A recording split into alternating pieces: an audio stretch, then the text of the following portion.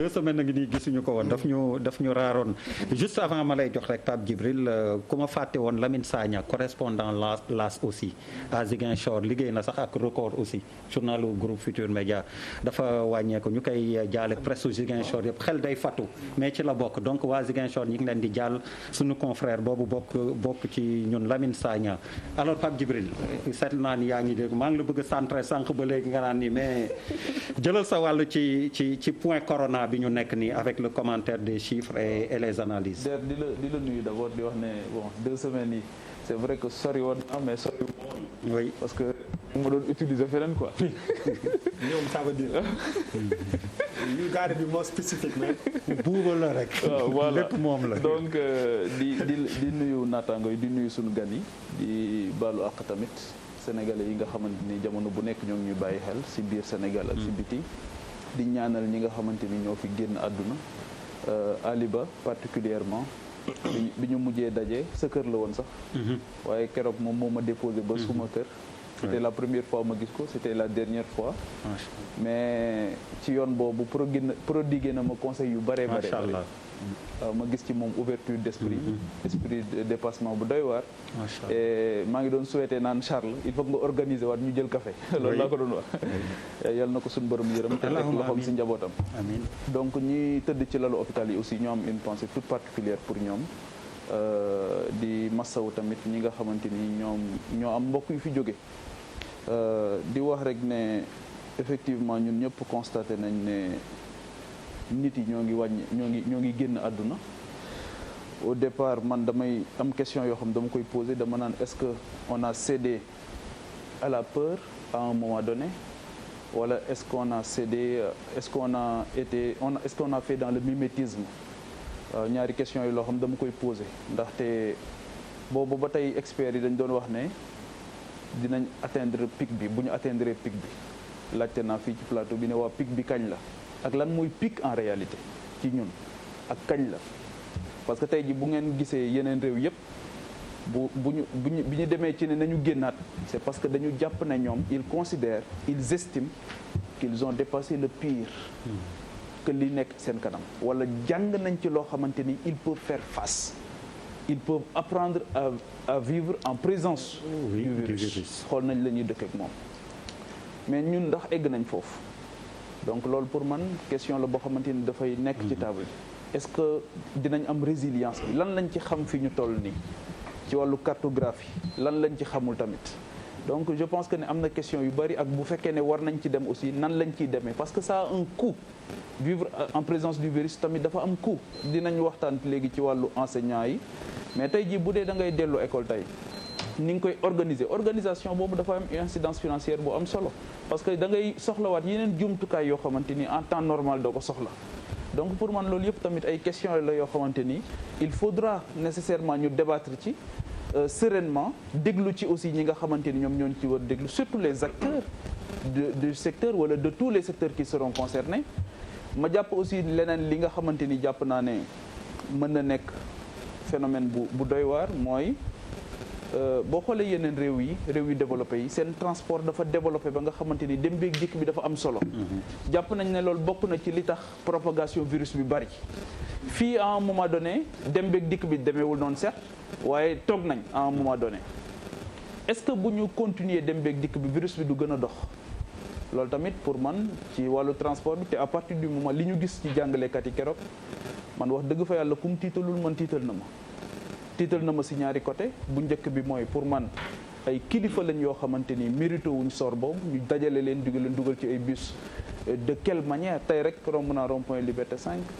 et j'ai compris pourquoi à un moment donné enseignants yi ne il faut revaloriser la fonction enseignante waaw parce que enseignant wax dëgg fa yàlla réew bu fonkul enseignant xawma lan lay fonk. et tey Pape pour te conforter romb naa fa ma nit y avait moins de monde que le premier jour. gis naa. voilà donc am na si ñoo xamante ni dem nañ ba ci seen i cap dem ba Mbour par exemple ndekete yaa ngi war a dem ci biir kaw gi. amoo lu la yóbbu. gis naa ci on entre de plein pied donc Pierre defe naa mun nañ jéggi analyse chiffre du jour. dugg ci de plein pied ci problème enseignant yi Pape Djibril. waaw li may daaneele rek mooy. il faut ñu gën a farlu ci recherche analyse planification c'est important parce que tey jii lépp lu ñuy def bu fekkee ne dañuy dem ba pare nar a réajusté waat gis nga Canada dane moom du tijji école am Corée la je pense dañu tijji daal di revenir sur la décision su fekkee ne dañu nar a dem Charles wax na ko léegi xale yi dem école dans quelles conditions parce que ce qui s'est passé avec les enseignants c'est assez édifiant yóbbu nañ leen ci conditions yu métti wax dëgg fa yàlla donc ñoo ngi dem de sacerdoce la c'est vrai mais xale yi nga xamante ni ñoom ñoo fa war a nekk ak boo xamee situation yenn écoles yi nga xamante ni toilette publique sax problème la fa wala soit dajaloo bi problème la nan la ñuy toogee ci table banc yi nan la ñuy toogee est-ce que ban espace la ñuy am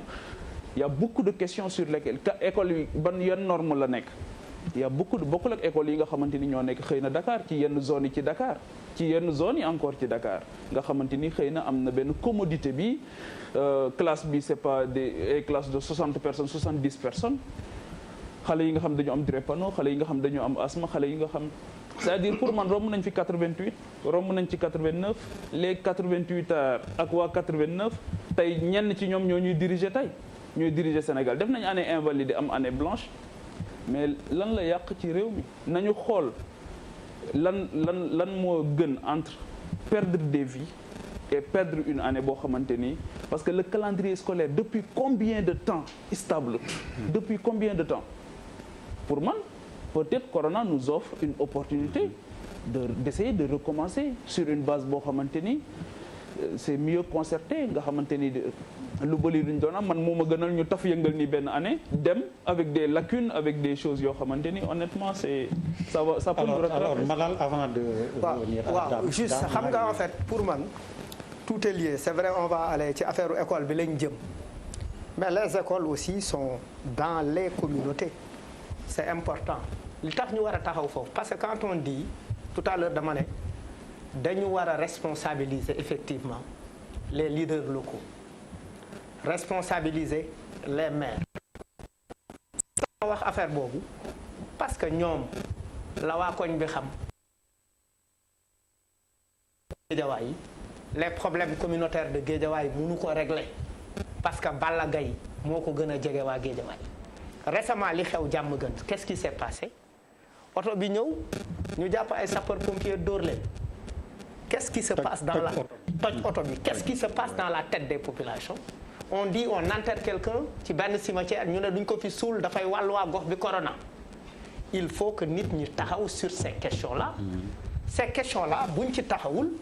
le problème communautaire ne peut pas être réglé parce que il y a un réel problème ça se passe là-bas les gens se rassemblent les gens mangent ensemble les gens ñu ngi ci terrain yi di football ñu ngi def lu leen neex parce que pourquoi Balla Gaye buy bëri ji waa koñ bi yëpp takk drapeau Balla Gaye ay rafet yére supporte Balla Gaye waa bëgg caayen waa baa jaaxle supporte Balla Gaye pourquoi mënuñu wut effectivement mënuñu réinventer ces soutiens-là adapté ko à la pandémie créer des ambassadeurs communautaires il faut qu'on ait des ambassadeurs dans les communautés Bouba Ndour mi c'est quelqu'un de très représentatif à la Médina comme ni ko Youssou Ndour nekkee comme ni ko keneen ak keneen nekkee il faut que les gens qu'on voit les gens sur le terrain responsabiliser xam nga bu ñu taxawee rek ne way na nit affaire yi kenn waru ci xaar ku ci nekk da nga ci war a jouer sa wàll mais naka nga ciy jouer sa wàll est-ce que ñi ñu war a intégrer ci dispositif bi pour ñu bokk ci parce que quand même si les gens refusent qu'on enterre des morts dans les cimetières si les gens frappent des sapeurs-pompiers si les gens s'attaquent à des policiers c'est parce que il y a un problème psychologique il faut étudier il faut que ñu am ay psychologues il faut que ñu am ay sociologues dans le dispositif ba pare responsabiliser leen parce que le problème dafa dépasser problème médecine dafa intégrer yeneen aspect pour man dimension yooyu noonu tant que rek la wuñ ko parce que bu koor gi amee qu'est-ce qui mobilise les jeunes à ce que ñu créer ay ëxlu café di joxe café cette dimension solidaire là de solidarité là amul woon ci koor gi ren parce que pourquoi on n'a pas réfléchi à comment effectivement dem seeti boo yooyu doon def loolu def leen des ambassadeurs dans la lutte contre la pandémie foofu laay waxee parce que nit ñi aussi dañ leen a war a jox seen cër tey boo demee sëñ Aïdara Mbacké kilifa la biir Guédiawaye par exemple très suivi par des jeunes nit ñi gëm ko bu waxee nii la bu waxee gars yi takk leen masque ñu takk masque boo demee Dominique Goudiaby bu waxee gars yi takk leen masque ñu takk masque il faut que ñu sax ñu créer une compétition. non mais nawetaan pas d'accord. oui. moi je suis pas en fait man je suis dama xaw a parce que pour man bu gars yi demee di enterrer fenn ñu sànni leen ay xeer. oui mais am na maire ba pare déjà avant il y a un maire non. oui boo jëlee Guédiawaye non seulement c'est le frangin du président de la République c'est le président. oui des maires du Sénégal. oui dama leen Aïdara xaw ma Chérif Aïdara. sëñ Aïdara Mbacké Serigne Aïdara Mbacké. c'est-à-dire que lan moo empêché le maire de Guédiawaye mu dem seeti ko. ça doit venir de l'État central je ne comprends c'est-à-dire pour man normal dama la dégg pour man xam nga bu ma nee nit ñi jël seen initiative mooy que am na fu muy toll foo xam ne mbir mi am na fu muy toll foo xam ne c'est-à-dire que dañ ñu war a def lii c'est-à-dire que s'il y a un maire si benn commune maire bi war na jël ay initiative am non Barthélémy Diaz par exemple mais je le vois il prend des initiatives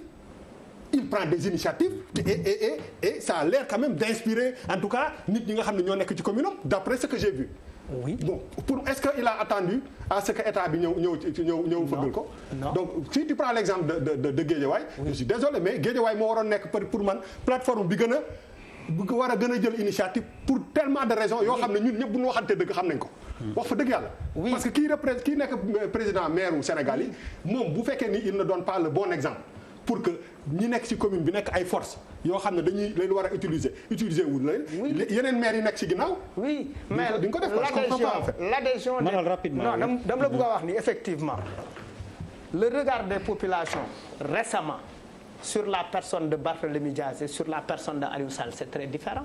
l'adhésion nit ñi adhésion bi ñu am en termes de sympathie et de soutien parce que Aliou Sall récemment il y a eu beaucoup d'histoires sur lesquelles sénégalais yi topp nañ ko ci mere ko ci donc c'est pas facile qu'il mobilise derrière lui ou que les gens adhèrent à son discours c'est très différent c'est très différent aspect boobu c'est des aspects très importants à prendre en compte mais dafa am li nga xamante ne yenn questions yi dama ne buñ ci tollee dañu war a rompre avec un certain classicisme oui monsieur le gouverneur dina ñëw nañu xaar préfet wax wala nangam ak nangam parce que aussi loolu li muy créer ça crée une sorte de désadhésion des populations dans la lutte contre la pandémie. am na fooy dem am na yeneen koñ yooy dem nit ñi soxlawuñ sax que le maire intervienne